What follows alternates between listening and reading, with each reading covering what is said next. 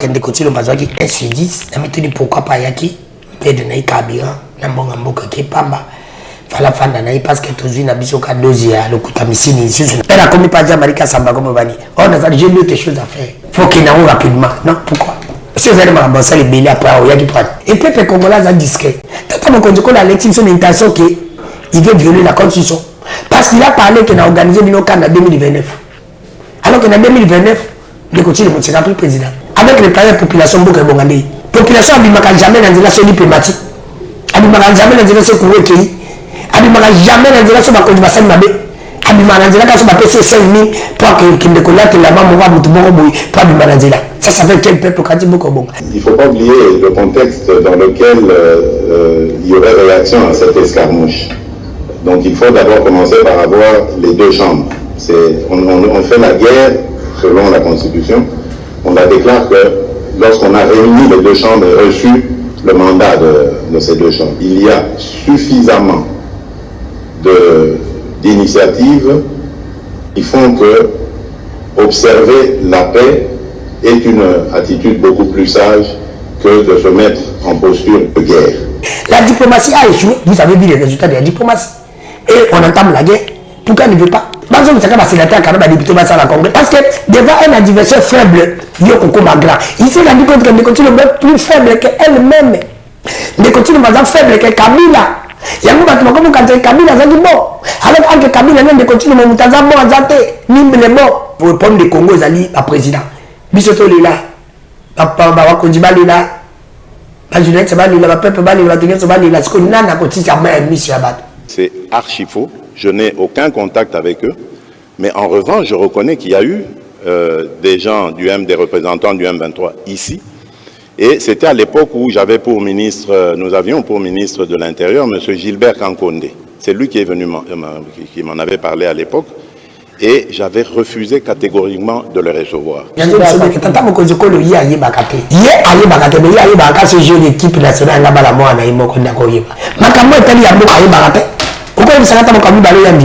Si lui le premier Congolais, on dit qu'il ne peut pas na Nyoki, na Ine, il y a Zoé Batebo Sikolo. So, nous avons bagaté tout ce qu'on dit bisonné. C'est pour te dire qu'elle n'a pas pour l'intérêt à Mbok. Ce qui me continue à Babou Simboka.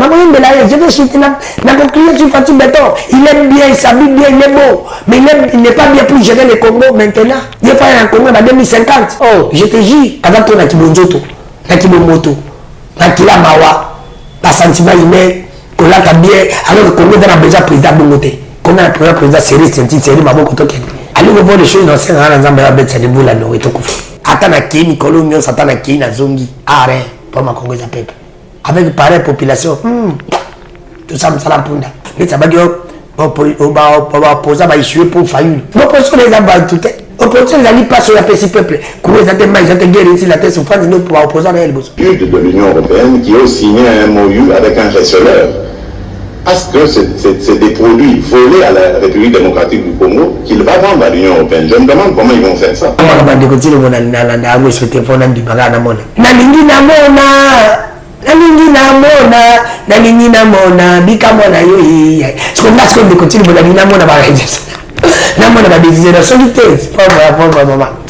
On ne peut pas quand même que les Congos la sauver, ils la délivrer et pas à Paya. Jamais qu'on attend. Et ça les matin. Tu vas dépêcher Balinga Congo. Ceux qui va Kabouya Balinga intérêt Congo. N'a pas pu battre Chanima contre ma tante dans comme une union sacrée. Elle n'est pas qui a beaucoup de c'est Balinga Mboka. Je ne peux pas soutenir ma tante. C'est quelqu'un qui n'aime pas les Congolais qui avait son intérêt personnel et le monnaie. La politique congolaise va trois paix. Tous les hommes sous. On a gabé le kabatia maman mati. Et monsieur le kabandola la name bête mon quoi il est vision badai. Comme on est sur batika avec vision baby vision qui a il dépêche. Il dépêche de ne plus l'emballer. État de droit dans les peuples d'abord. Justice c'est ça malade. Ce qu'on a les familles de sa justice. Tata n'a pas métier.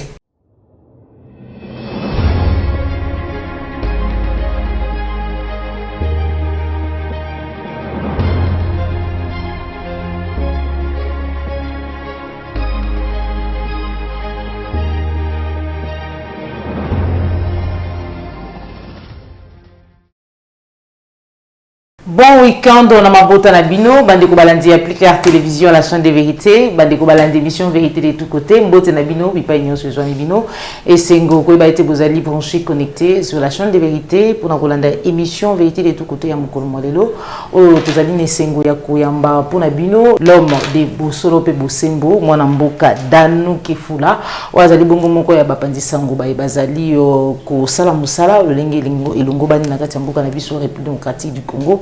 Et le monaye d'être consommé matali mboka sur ce plateau sans plus tarder on peut s'emboter l'invité nanga mon mboka Danu Kefula l'homme de Bosolo et vous c'est mbote maman Mopandi ça bon week-end surtout hein. Ah merci mbote na bande ko baza kolanda biso na mikila bapaya pe na bi province ya Kinshasa kandi ngana le baka pacto ke boko mesana to za ko mesana na régime oyo ya ko kamba mepande ko tilombo régime ba raté ya ba bonani. Il y a le contrarant, il y a bisengo, il y a matérialisme, il y a le kutamisine, il y a la location, mais ça n'a pas été le mal reste mal, quel que soit mon temps, que ça n'a de konayo. Il faut que vous en habitude à côté les médailles parce que si tu ne fais pas parler, n'a même pas que ça la mabé yo pose comme plus. Merci beaucoup Mwanamboka Danu Kefula pour notre location à Bichot. Point de presse à président de la République et en vous allez bongo centre et actualité à politique na Katamboka na Bichot. Tango lundi la déclaration soit sali, boye ya M23 na République démocratique du Congo a précisément na Kinshasa, abiete zalaki bongo ministre intérieur Gilbert Kakonde, maimatali escarmouche, abiete moyen maïwara manso basala masala mesalité bambata zali ko prôner diplomatie parce que na ngonga oyo batata misu bavandisi bango ba homologue na bango mais aussi des chambres ya parlement moyen ba se réunion na congrès na ngonga oyo ezalité atalisi maibele oyo ba congolais bazalaki ko s'interroger olanda ki pe biano maimatali bongo kimile ya ba fonction lelo gouvernement démissionnaire pardon bazali bongo ko expédier ba faire courante le bieti il n'a pas l'impression, pardon, il y a qu'au violer la constitution. Analyse et réaction, on a vu un mensonge. Non, bon, on n'a jamais compris tout simplement qu'il y a des côtés, on a dit 1 sur 10. Dans le discours, on a dit, et la bande comme ça, il n'a pas de presse.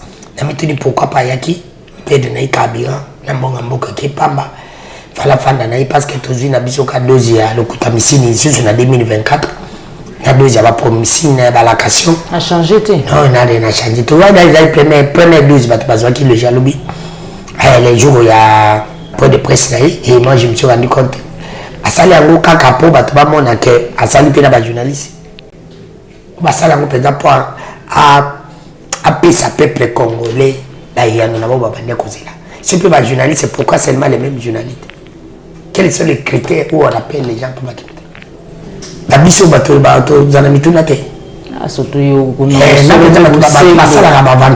la grandeur d'une personne ba ibango face à un homme qui le surpasse équipe à ma casse c'est comme ma casse ba ibango face équipe à ma casse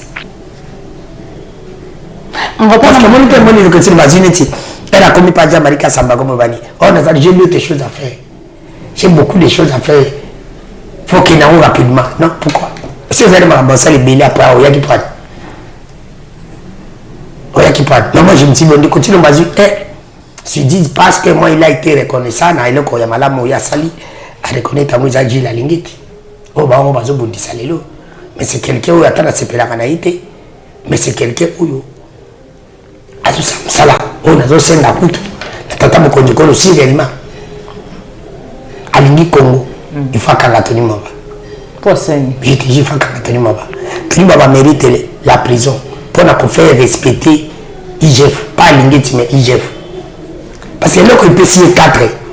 Parmi les mandats, il peut signer 4. On va dire que tu vas aller à moi là-bas. Où aller aux IDPS? Où aller aux IDPS? Parce qu'on ne peut pas te compter l'angobila. Mais tu as l'angobila. L'angobila est combattu par qui? Par qui Coco qui est Kassaye? Aligné, c'est combattu par qui? Par Tony Baba qui est Kassaye? Tu peux te dire qu'il y a des personnes qui ont sagana badinga na collaborateur. Je vais collaborateur, il va discret. Baza discret. Ce qui est pas dans la main de Bomo sur Ado Itina. Wazali DG à DGI. Il est combattu par qui? Par Tony Kango. Il est lequel tribu? Parce qu'à l'ongole va député na iso nani. Voilà la zone va tant que natif à Maïndombe. Tant que moi na Moussaka te solo. le mal reste mal. Mais elle disait que bande le bande banini. Tata Mokonjiko la tomboli à l'ingiti, a tomboli Jeff, a pesé le long pif. Mais oui, nous acceptons parce qu'ils ont biloko ce beau gratuité aux amours à ma bé. Mais si on va dire bon biloko bachaki, c'est pour la place où on va reconnaître ngo. Mieux ce tikali Tata Mokonjiko a échoué comme d'habitude. Et donc comme ça Tata Mokonjiko a cossi biso ou alors que nous ou la population a cossi peuple. Et peuple congolais a discret. A cossi bien le lui. Makamona bando ça veut makam intention yango ezo salima. Tata Mokonjiko a l'élection son intention que il veut violer la constitution parce qu'il a parlé qu'il a organisé Binoka en 2029. Alors qu'en 2029, il continue de sera plus président. Organisé en deux. Si il continue lui-même à respecter les Congolais, il faut le bannir. Qu'il a banni processus pour qu'il ait organisé en 2029. Même si je ne suis pas président comme la continuité de l'État, celui qui viendra on va continuer.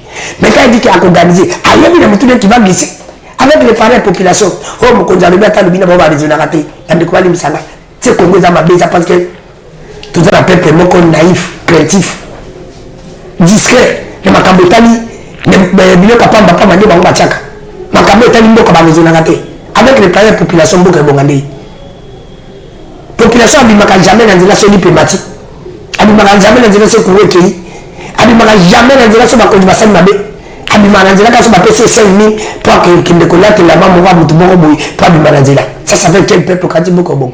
Tata aux jeunes de côté mais il a compris la population là comment ça gagne peuple. A comment ça gagne peuple. Maintenant les solo escarmouche Hollanda qui est Yanonaye par Ndeko Marius Munga. Vous allez estimer le loyer et sengela qui a le bayango tout en sachant que des négociations et sengeli ya outi. Jonas Sinja de soko groupe sabiso juste extrait yambo mwana mboka Dano Kifula ayeba bongo couper sabiso point de vue naie tout peut commentaire sur la question. Carmouche, vous attaquez le Rwanda et depuis on a vu qu'il y a eu un défilé diplomatique vers vous. La question, c'est de savoir, est-ce que vous avez renoncé à cette motivation de la moindre escarmouche ou vous avez été dissuadé de ne pas le faire? Belle question. D'abord, je voudrais attirer votre attention sur le fait que les gens ont retenu escarmouche parce que c'était un mot sorcier. Mais il ne faut pas oublier le contexte dans lequel il y aurait réaction à cette escarmouche. Donc il faut d'abord commencer par avoir les deux chambres. On fait la guerre selon la Constitution. On la déclare que lorsqu'on a réuni les deux chambres et reçu le mandat de ces deux chambres. Et puis, le contexte dans lequel nous sommes aujourd'hui, je peux vous le dire, je suis un observateur privilégié de ce qui se passe, ne me permet pas de mettre en pratique ce que j'avais dit. Pas parce que je ne peux pas ou ne veux pas, mais parce que tout simplement, il y a suffisamment d'initiatives qui font que observer la paix est une attitude beaucoup plus sage que de se mettre en posture de guerre. Il y a par exemple l'initiative du président Joao Lourenço. Je vous dis que le mardi prochain, je serai le premier à lui rendre visite avant qu'il ne reçoive le président rwandais. Il y a l'initiative du président de la communauté économique d'Afrique de l'Est, pas économique, le président Salva Kiir, qui a la présidence en exercice pour le moment de notre organisation régionale, qui va venir à Kinshasa et après aller aussi à Kigali et Bujumbura, etc. Donc, il y a l'initiative américaine. C'est pour ça que j'ai insisté au début pour dire qu'il ne faut pas vilipender forcément les États pensant qu'ils ont pris fait et cause. Il faut faire très attention. Ce n'est pas toujours visible les efforts comme ceux-là, mais ils sont d'une certaine efficacité. Et ici, ma priorité à moi, comme je l'ai dit, c'est la paix. Je la veux, la paix. Je veux la paix définitive pour mon pays et mon peuple.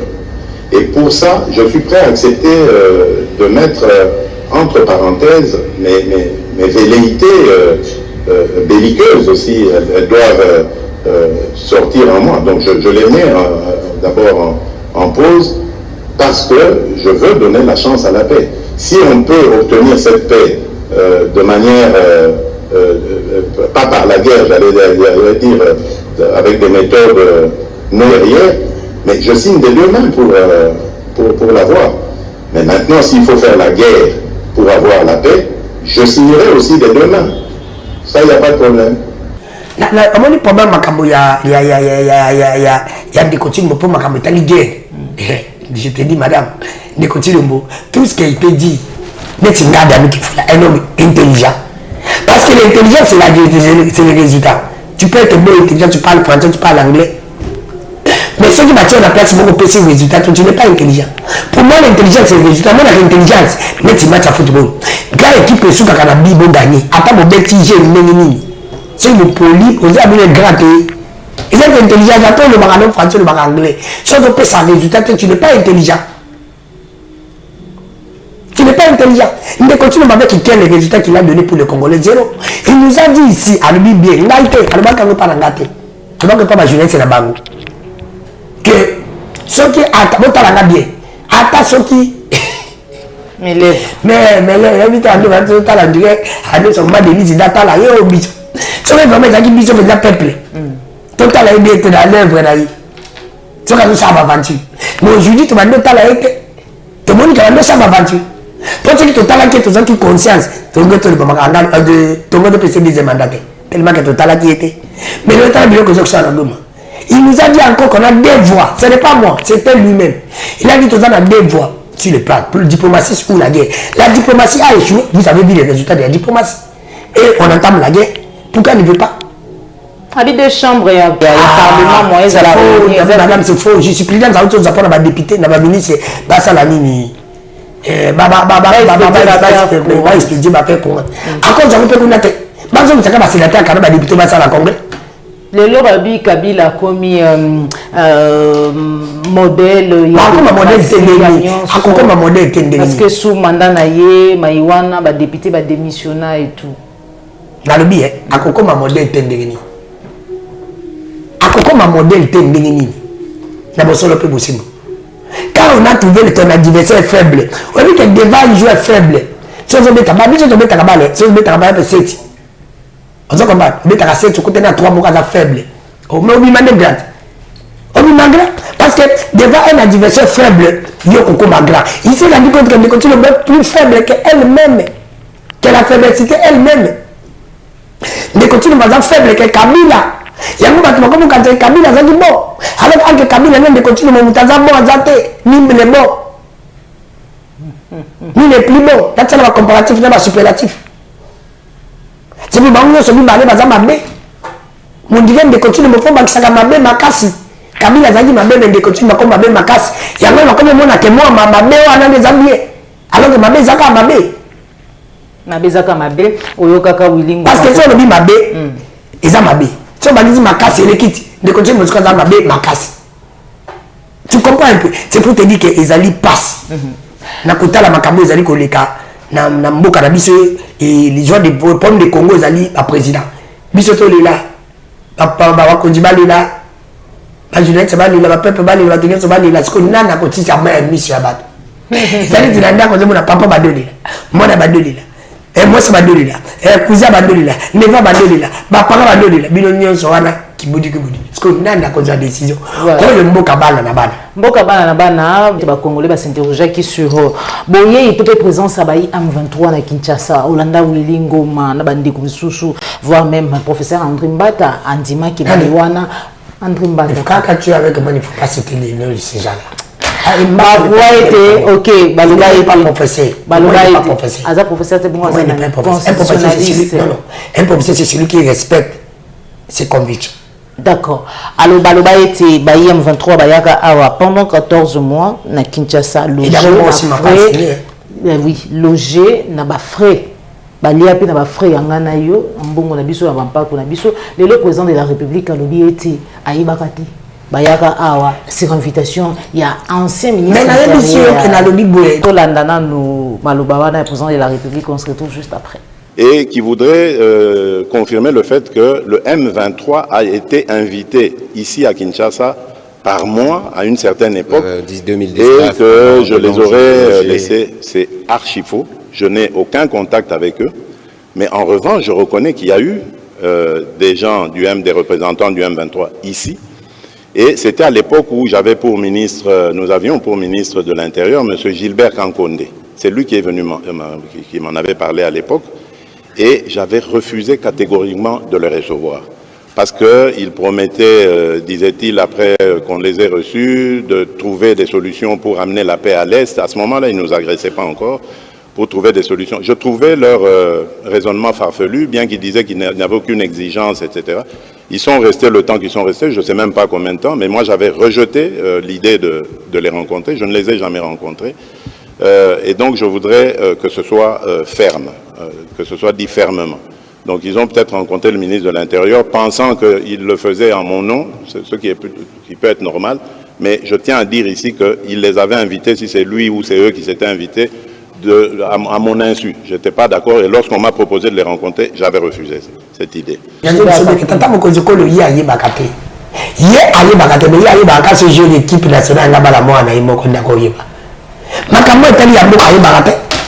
Nous sommes venus les bisala retrouver les tambours, les continuent à ça sala, à dimabino le peuple de l'Insala, jamais mal agi, je suis né. Les continuent, elle a fait du monde qui n'a mis téléphone à l'occasion de la maman mati, abandonné à la macamomingue. C'est pas ça qui a été, et puis on a été vingtaine, parce que la petite là jamais qu'on dit, au cas où ça n'a pas comme balé à Dima. Si les premiers Congolais, on dit que ça n'est pas dans la Nyoki, na ine chayibi, il y a zoli batelo sikolo. So mutu aye bagaté to tika ko dibi sonné. Tala yo mambo kabana bana avec le parents peuple. Quand quelqu'un dit, il passe à la télé pour nous dire qu'il ne connaît pas et puis se te mettre dans le les gens te fatigué.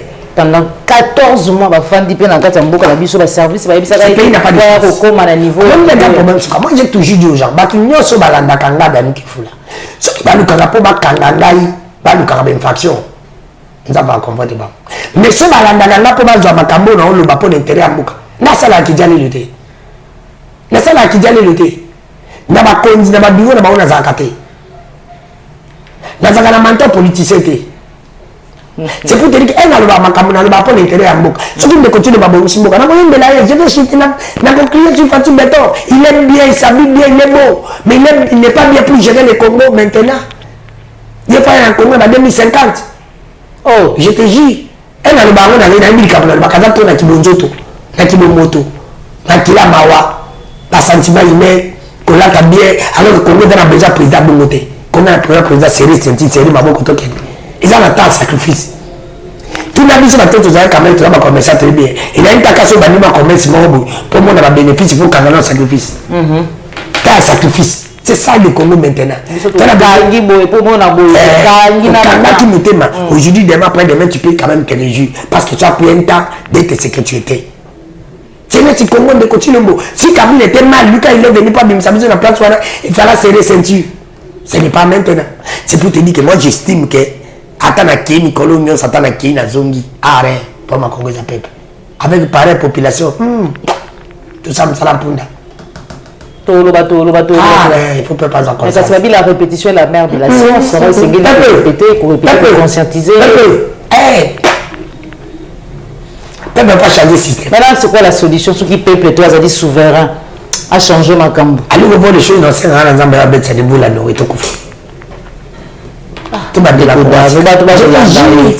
t'as même sur ma solo. Madame, ça fait très mal. Nous, ça fait très mal. On va m'accaber pour l'intérêt, beaucoup de talent, abimi na ndako na l'été à la souffrance pour exactement mais je me sens petit kanga il fatigue béton na ngai fatigue béton là yo ya ko fatigue béton ka zakadi ya mutu c'est pour te dire que peuple même ça va on zela aux ambiens zela aux ambiens bon ça la bouille mais quand on dit que le problème de que opposition mais ça va dire opposer ba issue pour faillir l'opposition les abats tout opposition les ali pas sur la peuple pour exactement ils ont guéri ici la tête souffrance nous pour opposer à elle besoin. On minimise l'opposition trop. Alors, il y a un candidat qui va dire que l'opposition de Baba Sala qui tombe à peine. Et il y a un candidat bongo. Un candidat opposition fait bongo. Mais il y a une opposition de l'opposition, mais il a changé de n'engagé assez. Il y a pas de mission. Moi, je suis à politique. Je suis journaliste et journaliste. Mais mon colonne a comme en opposition. Et ça m'a bien macassé. On a salamati, on a salati. Je te dis, ça m'a bien. Après, j'ai l'habitude, ça m'a bien. Et ça a mis balé, banana. C'est le mabé dans le kitoko. Parce que je comprends le bananani.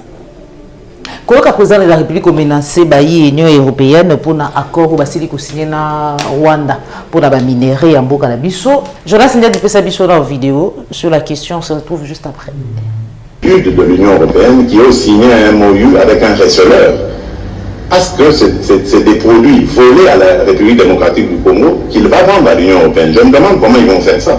On en parlera peut-être plus tard. Oui, il y a un menace contre l'Union européenne, il y a besoin de la République. Bon, menace à la Mounoko.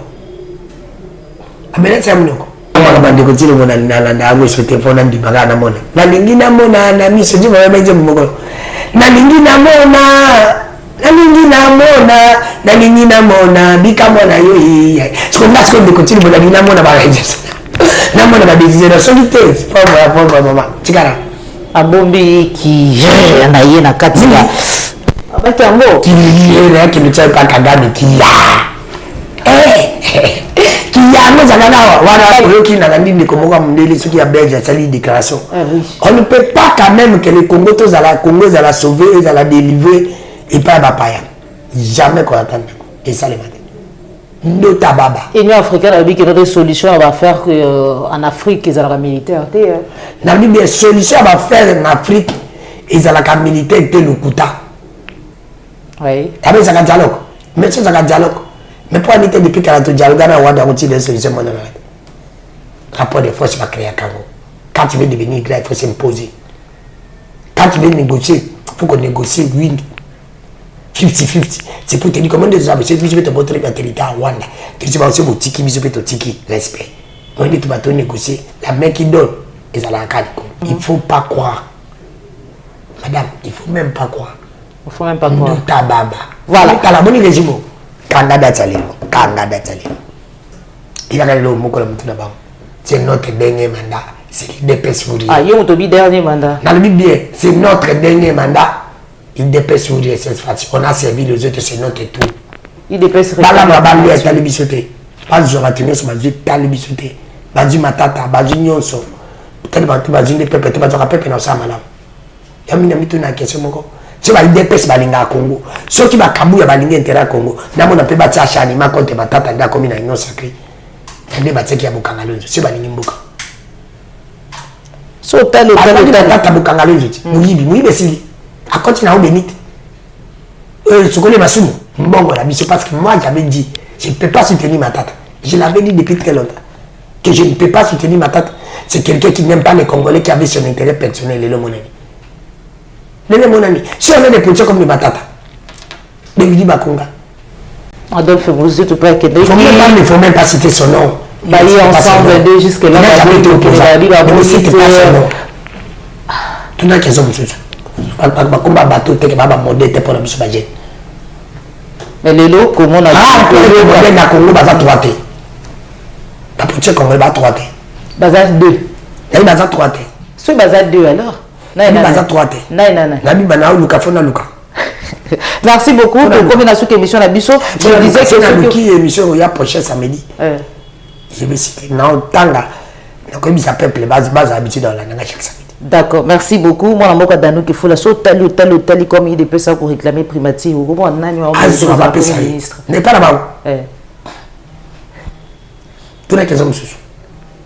Mutunande yango wana obona nani so talio tende kabila talaka ndo kista kabuya loba nani ko ministre na IDPS baluka nani batalo ka ba kantsaka na intention ke papa kisekedi alinga mboko na intention papa kisekedi ni musantu pona nga baluka batya mama mati musulu ka bandola la nembeto moko ayibe vision bana ko ba onyeso batika ba vision ya IDPS zene bilo mbali état de droit dans le peuple d'abord. Bon, ama tazala pe mambo ya IDPS. Mais bon ba onyo so famille qui c'est qui nous dit ba IDPS. Et ba consulter qui était hein. Mais ba luka ba ta consulter ba de ba majorité nyo saké pas za nyo saké. C'est pour te dire qu'il n'a biso parce que msali ba vision mbana. ils ont l'État, le peuple d'abord, l'État de droit. Le peuple d'abord, c'est ça, le peuple d'année. Le là, comment souffrance. Faut c'est la bille. Non, ça. Tout qui est. C'est la bille. Aux yeux francs, qui même pas changer de dollar. Justice. Et là, je dis qu'il y a des bandes à Koufa. Mais c'est pas ça. Si les lots, ma petit résultat. Juge Yani. T'as pas d'angam tabo maquillé. Si les lots, ma petit résultat. Kokanga Mokibaï. C'est un nouveau Jakira qui parle à moto. C'est le que la prisonnier personnel. Il y a des continuums. Abi makamana au côté. Justice c'est ça malade. Ce qu'on a les familles de sa justice. Tata Nangai qui est métier. Abe enfantement ya kubotama. N'a le bagiti. Abe enfantement ya kubotama. Mais tout le monde a une petite. Enfantement ya kubotama. Douleur d'enfantement. Douleur d'enfantement, oui. Si lui est métier. Ce qui douleur à moi, ça dit, nous mettons Bassalani. Bah, les cas, c'est ça. Pourquoi tu as mangé tes douleurs, je salue pas. Mais est-ce que douleur à Gogo, je me dis, il y a un temps de métier, va faire quoi? Quand on connaît. Si on ne connaît pas. Si on veut ça va jouer à Yébi, chance. Il y a un match, il va éviter ce métier là-bas. Voilà. Mais si la scène va dérouler sur la Rabicho, dans le but que cette fois-ci, nous allons faire. Vous avez poussé ma casse, vous en vouloir, ça va la semaine prochaine. Merci beaucoup, vraiment, dans un macamsu, il manque pas de cette étoile. Embouteillage, bouchon et tout, alors que rendez-vous sur dans une émission. Alors, nous avons que tout ça la combat autrement. Alors, comment tout ça la autrement? Réellement, que Balubanga qui va voter qui Danou Balinga de Kodano. Ce qu'on a sengi bango, c'est le cas maintenant va aider de Kodano. Dans ce sens, nous avons sur place Pazali. Dans la ville province à Kinshasa, dans la province. Et je vous envoie Pinapoto. Comment les amis de Kodano? Ou comment les amis de Kodano? Ce qu'on dit, comment les amis de Kodano? Comme la mission à numéro au plus 243 81 19 24 343 plus 243 81 19 24 343 au commis tindala biso ka kombo na yo na ville ozali biso to ko pedo na kuba WhatsApp ozala membre ya les amis de Ndekodano ensemble to kolinga to gagner. Si on va perdre aussi ensemble et on a dit tout le monde azala membre ya les amis de Ndekodano na kombo mo mezaka na Kinshasa te na mikila poto pona le 15 mai, tout ça, la sortie officielle, il y a les amis de Ndekodano pour nous préparer 2028. Voilà. Alors, il y a un objectif dans les Congolais, pour que tout le bateau que je sais que les gens nous ont voté. Alors, mais parce que les amis de Ndekodano, on dit que nous les maillots pour les amis de Ndekodano. Pas pour Ndekodano, mais pour les amis. Ndekodano, c'est faiblesse. Dani qui fait la double casquette. Après ici, je suis dans un humain, dans un sentiment, dans un kilo rouge. Mais quand on a un plateau, dans un Dani, où il y a Moutou. Pas les oies d'Adami, il y a Moutou, mais pas les Dani en d'autres. D'accord. Merci beaucoup pour notre location à Bisso. Malgré ma difficulté, on est là pour vous servir, vous informer, c'est notre devoir. Donc, Tani Bongo, à très bientôt. Toujours sur Plus Clair Télévision. Merci à Jonas India, Dinangamba Réalisation. Pour la Yombe, Joël Gona, gauche, SR d'image derrière la caméra.